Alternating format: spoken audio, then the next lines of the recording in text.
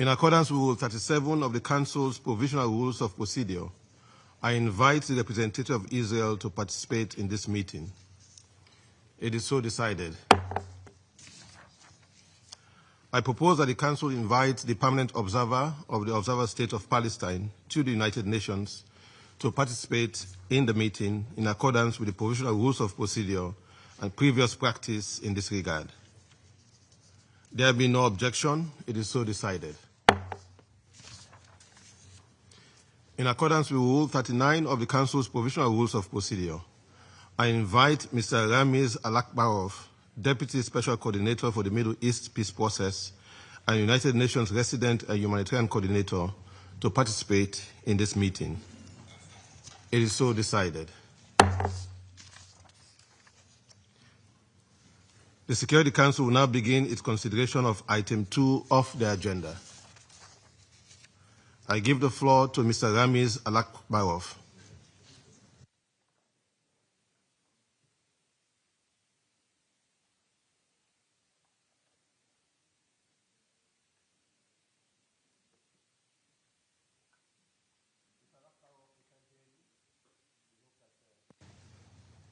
Our technical colleagues will allow the Council to hear you.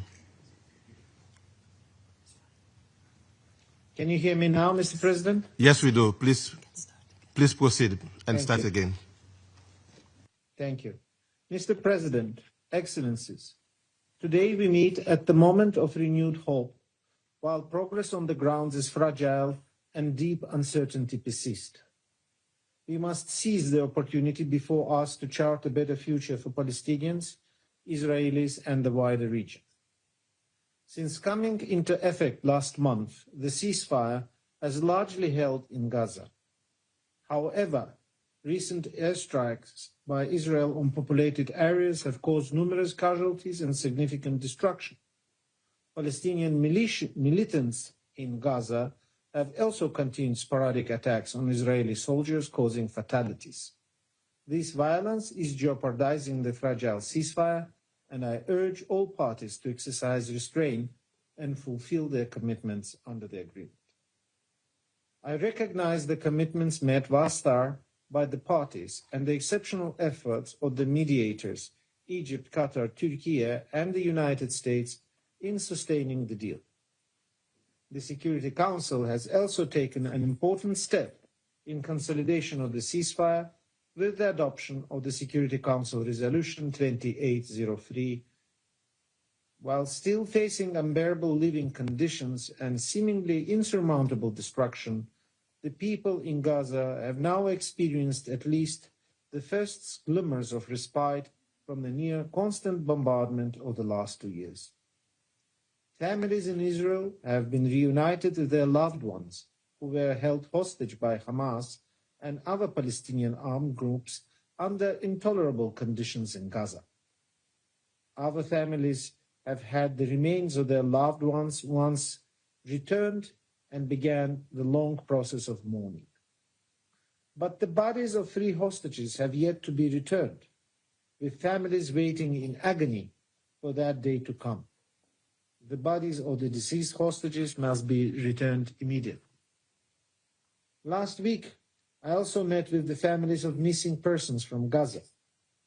With tears in their eyes, they showed me pictures of their loved ones, who are presumed to be in detention or still buried under the rubble.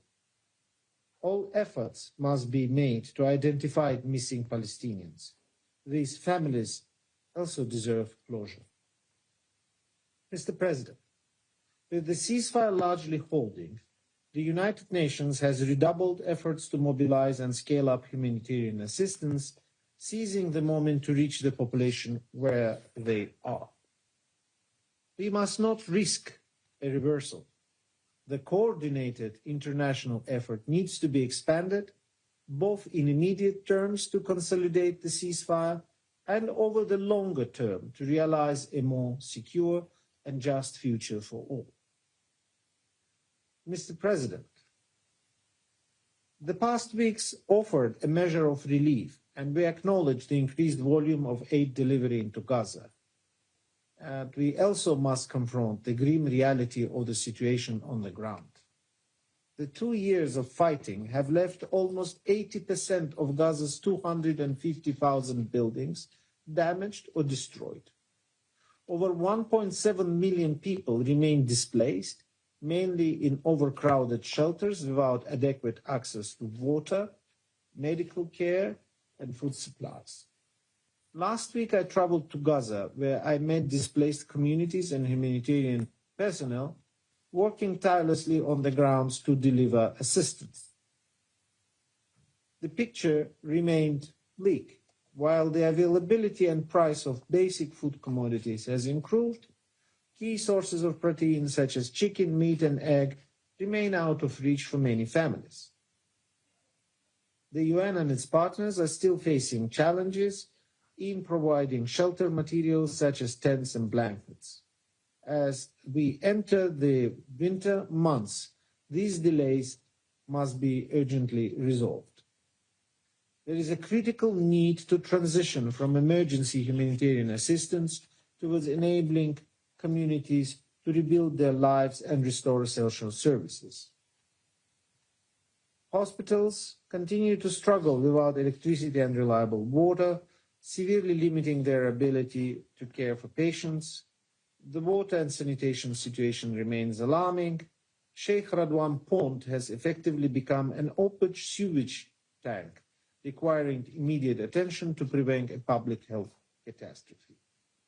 Key materials must be permitted to enter immediately to repair vital water and sanitation facilities.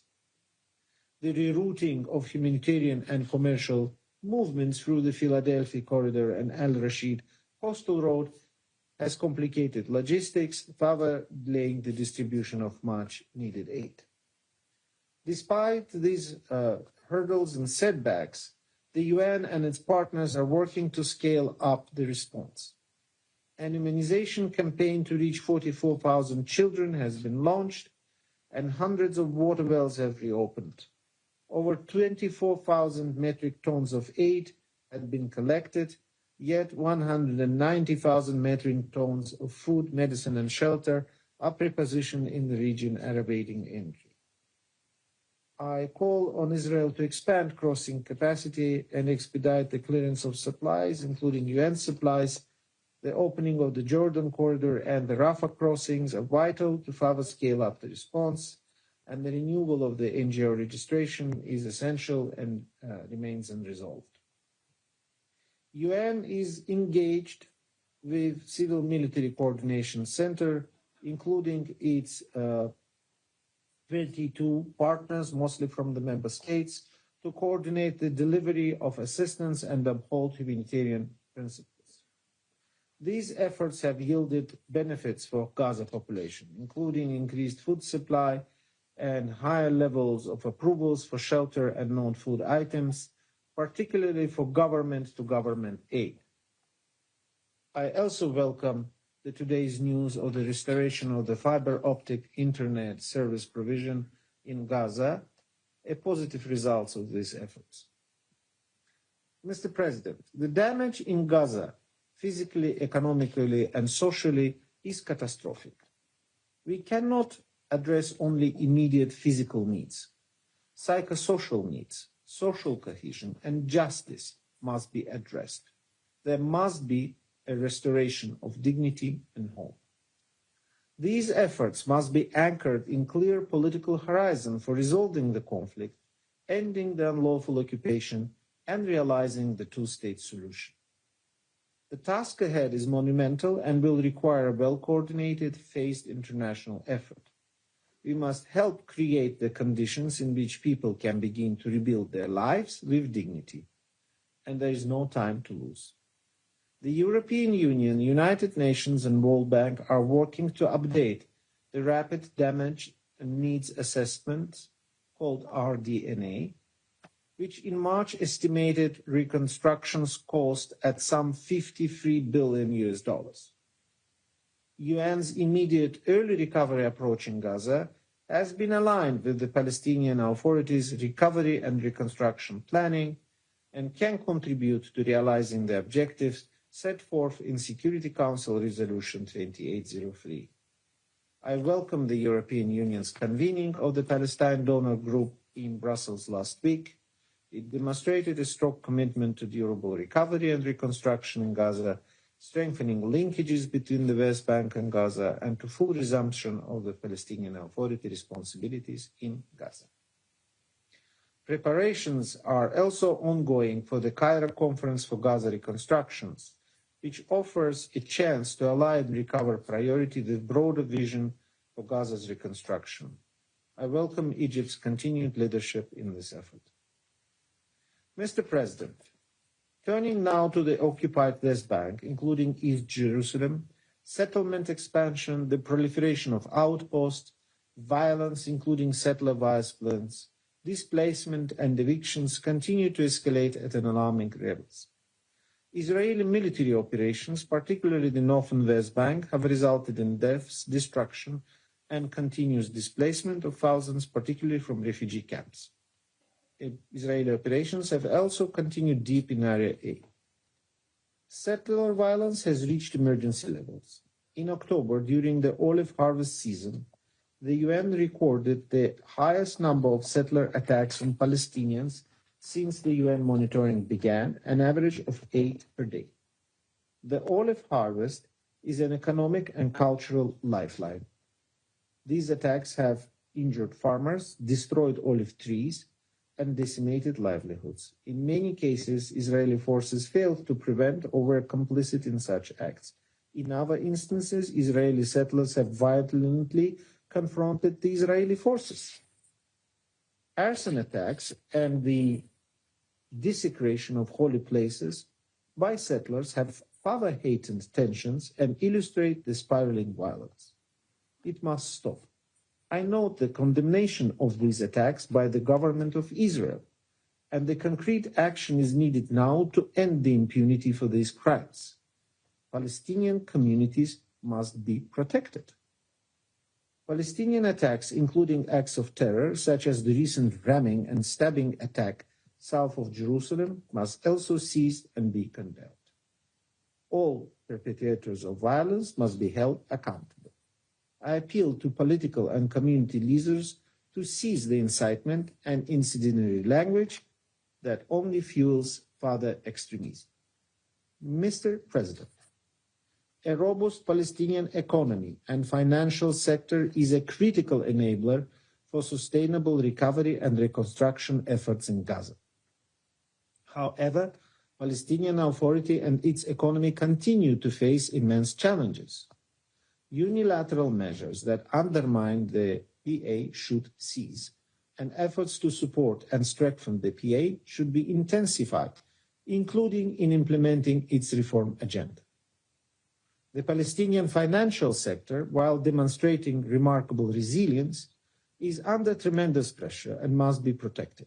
Immediate measures to allow the repatriation of excess shekels banknotes and renewal of the correspondent banking agreements are urgently required to avoid exacerbating the crisis.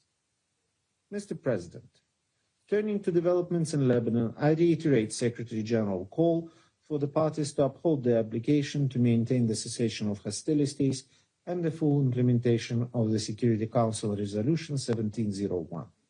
I also echoed Secretary General's call for an immediate cessation of all violations of Syria's sovereignty and territorial integrity and respect for the 1974 Disengagement of Forces Agreement. Mr. President, the decisions made now will determine whether the ceasefire endures or unravels.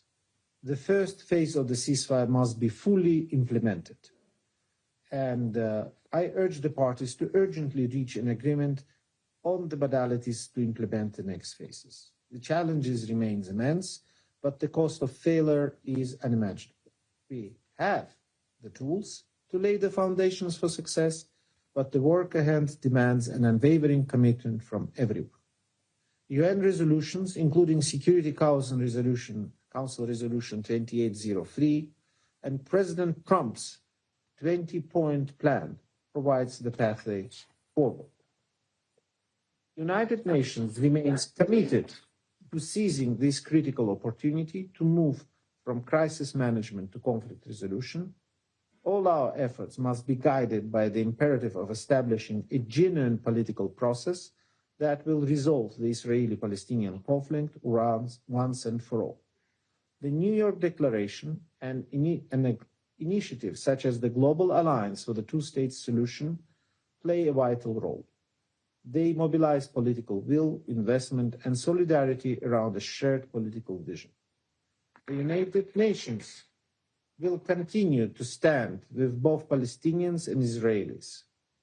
We will continue to support all efforts to end the unlawful occupation and achieve a negotiated two-state solution based on the 1967 lines, with Jerusalem as the capital of both states, living side by side in peace and security. Mr. President, I thank you and the Council for your attention. I thank Mr. Alakbarov for his briefing. I now give the floor to those Council members who wish to make statement. I give the